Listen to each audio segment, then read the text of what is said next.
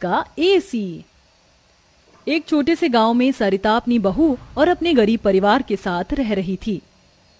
बेटा, आज हमें ये रात को सारा काम खत्म करना होगा, कल ये सारा ऑर्डर का सामान जाएगा। माँ, मैं तो कोशिश कर ही रहा था लेकिन घास ही खत्म हो गई। अब आप ही बताओ ना, मैं क्या करूँ? हमारे पास और कोई चारा नहीं है, हमें जंगल से और घास काट कर लानी होगी।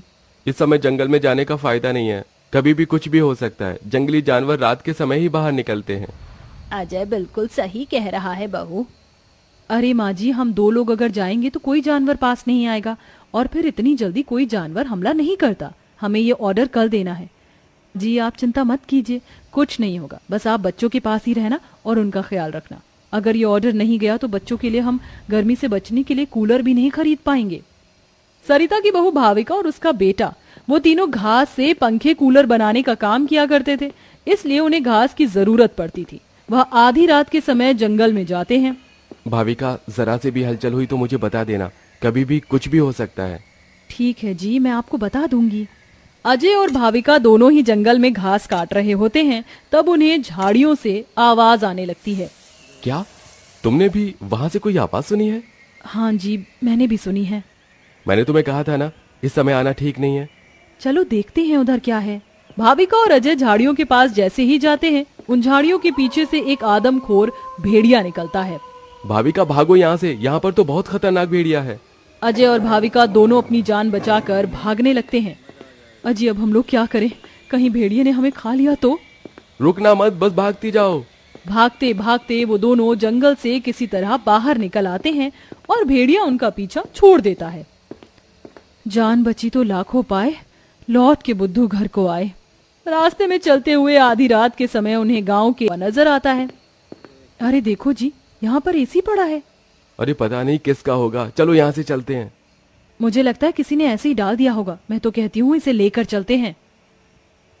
भाविका अजय को एसी ले जाने के लिए मना लेती है, जिसके बाद वो दोनों उस एसी को घर ले आते हैं। तुम दोनों तो घास लेने गए थे, ये क्या लेकर आ गए हो? ये हमें रास्ते में पड़ा मिला। जब हम कूलर पंखे बना लेते हैं तो एसी भी बना सकते हैं। इस खराब एसी को छोड़ो और ये बताओ, क्या तुम घास लेकर आई हो?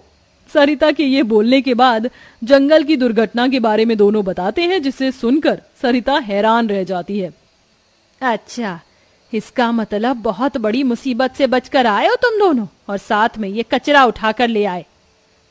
वह तीनों बहुत ज्यादा परेशान हो जाते हैं। कल का ऑर्डर पूरा करने के बाद उन्हें कुछ पैसे मिल जाते, लेकिन घास न होने की वजह से उनका ऑर्डर पूरा नहीं हो पाता और वह ऑर्डर कैंसिल हो जाता है। अगले दिन उनके टूटे फूटे घर के अंदर धूप की किरणें आने लगती हैं, जिससे बहुत ज्यादा गर्मी हो जाती है। हे भगवान, कितनी गर्मी लग रही है, घर में पंखा भी नहीं चल रहा है। मुझे भी बहुत गर्मी लग रही है। पिताजी पिताजी, हमें बहुत गर्मी लग रही है। हमारे घर में कुछ दिनों में मेरे पैसे मुझे मिल जाएंगे तो मैं घर के अंदर एक अच्छा सा पंखा लगवा दूंगा। हमारा वो ऑर्डर तो कैंसिल हो गया, लेकिन सुबह में घास ले आई थी मैं। चलिए गांव वालों के कूलर और पंखे में घास लगा देते हैं, उससे कुछ तो पैसे आएंगे। हाँ, तुमने सही कहा। भाविका और अजय दोनों मिलकर पुराने कूलरों के अंदर घास लगा रहे होते हैं और यहाँ घर में राजू दिशा गर्मी से परेशान हो रहे होते हैं। काश कि हमारे घर में भी कोई एसी होता। तभी दिशा की नजर उसके पिता के लाए हुए एसी के ऊपर पड़ती है। अरे राजू, जरा इसे देखो, लगता है पिताजी हमारे लिए एसी लेकर आए हैं, पर उन्होंने ये एसी अभी तक क्यों नहीं लगाया? क्योंकि ये एसी खराब है, बस इसीलिए। कल रात तुम्हारे माता पिता को यह कूड़े करकट में मिला था। ये सुनने के बाद राजू इस बात से तो खुश होता है कि उसके पिताजी पुराना ही सही, कम से कम एक एसी तो घर पर लेकर आए। कुछ देर बाद वह अपने दोस्तों के पास खेलने चला जाता है। ढोलू ढोलू, कहाँ हो तुम? चलो खेलते हैं।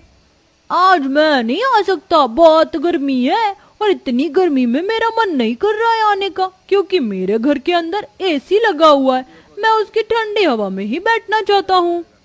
क्या कहा? तुम्हारे घर के अंदर भी एसी है? हाँ, और हमारा एसी बहुत अच्छा चलता है, बहुत ठंडा कर देता है घर को। राजू यह सुनकर बहुत खुश होता है। वह वापस अपने घर पर आता है और अपने पिता से कहता है, पिताजी पिताजी, मेरे लिए एसी ठीक कर दीजिए, बहुत गर्मी होती है घर के अंदर। मेरे सभी दोस्तों के पास एसी है। राजू बेटा, मैं एसी ठीक करने वाला नहीं हूँ। कहीं मुझसे एसी खराब हो गया तो ज्यादा पैसे चले जाएंगे उसे ठीक करवाने में। अरे पिताजी, आप तो एक्सपर्ट हो, आपको तो सब कुछ आता है। आप एसी को भी ठीक कर दो। कोशिश करता है। अजय को लगता है कि उसके ठीक करने पर एसी ठीक हो गया होगा, लेकिन एसी ऑन होते ही उसके अंदर से धुआं निकलने लगता है। ये क्या हो गया? लगता है ये एसी खराब है, फेंक दो इस एसी को। राजू गुस्से में ऐसा कहकर चला जाता है, जिसके बाद उसे इस तरह देखने से उसके दोनों माता पिता परेशान हो जाते हैं। हमें हमारे बेटे के लिए एक एसी तो बनाना चाहिए। भाविका और अजय दोनों अब सारे काम छोड़कर उस एसी को ठीक करने में ही लग जाते हैं। वह उसकी ठंडी हवा खाने के लिए उसके चारों तरफ हरी घास लगा देते हैं, जिससे कि उस एसी की हवा और भी ज्यादा ठंडी हो जाए। चलो, अब एसी तैयार है, इसे चलाकर देखते हैं। भाविका जैसे ही घास का एसी चलाती है, अचानक से उस एसी के आंख, नाक, मुंह बन जाते हैं। क्या बात है, तुमने तो मुझे बिल्कुल नए जैसा बना दिया है, लेकिन समझ नहीं आ रहा कि तुमने मेरे ऊपर ये घास क्यों लगाई है। एसी को बात करते हुए देख वो सभी डर जाते हैं। अरे हाँ, सॉरी, मुझे माफ करना, मैं अपने आप को इंट्रोड्यूस करना भूल गया। मैं एक जादुई एसी हूँ, मेरे पास परी लोक की शक्तियाँ हैं। मैं गरीबों की मदद करता हूँ और तुम्हें मेरी बहुत ज्यादा जरूरत थी, लेकिन मैं खराब होने की वजह से अपनी शक्तियाँ इस्तेमाल नहीं कर सकता था। तुमने मुझे ठीक कर दिया, उसके लिए तुम्हारा बहुत बहुत शुक्रिया। माँ, पिताजी देखो, ये एसी तो बात भी करता है। तुमने बिल्कुल सही कहा, ये तो कोई जादुई एसी है। तुमने बिल्कुल सही कहा, मैं हूँ एक जादुई एसी, बल्कि अब मैं हूँ एक घास का जादुई एसी, और मुझे तुमने बनाया है। ये घास का जादुई एसी चलता भी है या फिर बस बातें ही करता है? तभी जादुई एसी के अंदर से ठंडी ठंडी हवाओं के साथ घास के बने हुए एसी निकलने लगते हैं। अरे वाह, इसकी ठंडी हवाओं के साथ इसके अंदर से तो घास के बने एसी भी निकल रहे हैं। यही तो मेरा जादुई कमाल है, मेरी ठंडी हवाओं के साथ तुम्हें घास का एसी भी मिलेंगे। ये तो सोने पर सुहागा हो गया। ऐसा जादुई एसी मैंने कभी नहीं देखा। अब उनके पास इतने सारे घास के एसी हो गए थे जिन्हें वह देखकर सोच में पड़ जाते हैं। आजकल बाजार में एसी बहुत महंगा मिलता है, हम घास के बने हुए सस्ते एसी बेचकर पैसे कमा सकते हैं। सही कहा माँ आपने, पर क्या लोग घास के बने एसी खरीदना चाहेंगे? सरिता यह सुनकर थोड़ी देर चुप हो जाती है। हमें पहले एसी बेचकर देखना चाहिए। इस तरह भाविका और अजय दोनों मिलकर बाजार में घास के बने एसी बेचने के लिए चले जाते हैं, जहां घास के बने एसी देखकर सभी लोग हैरान रह जाते हैं। एसी तो बहुत देखे, लेकिन ऐसा एसी नहीं देखा। ये तो बहुत अलग है, घास से बने एसी मैं भी खरीदना चाहूंगी। कितने का है? आजकल एसी 30-40 हजार तक मिलते हैं और तुम इतने सस्ते में बिल्कुल कौड़ियों के भाव बेच रहे हो। चलो मुझे एक दे दो। कोमोलिका के खरीदने के बाद वहां और भी लोग उन दोनों से एसी खरीदते हैं। इसी के चलते उनकी अच्छी खासी बिक्री हो जाती है और सारे एसी बिक जाते हैं। आज का ये आखिरी एसी बचा है, इसे मैं अपने घर में लगाऊंगा। अजय घास का एक एसी अपने घर में भी लगा देता है और घास के जादुई एसी का इस्तेमाल वो बस तभी करता है जब उसे एसी बेचने के लिए पैसे चाहिए होते हैं।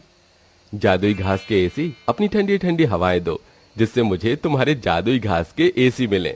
अजय के इतना बोलते ही जादुई घास के एसी के अंदर से ठंडी ठंडी हवाओं के साथ घास के बने एसी निकल आते हैं। इस तरह धीरे धीरे अजय अपना घास के बने एसी का बहुत बड़ा बिजनेस खोल लेता है और धीरे धीरे उसकी सारी